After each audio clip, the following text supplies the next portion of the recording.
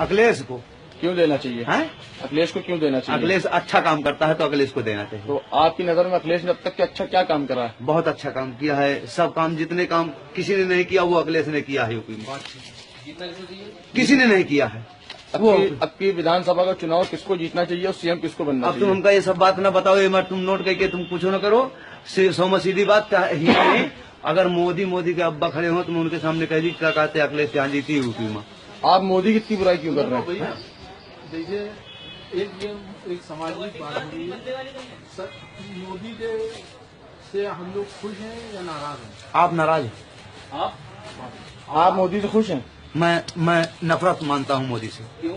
इससे नफरत मानता हूँ कि इस देश के लिए स्वयं कुर्बानी मुसलमानों ने दिया था, शहीद हुए थे और पेपर में आउट किया था कि यहाँ से पूरे मुसलमानों को हटाया जाए।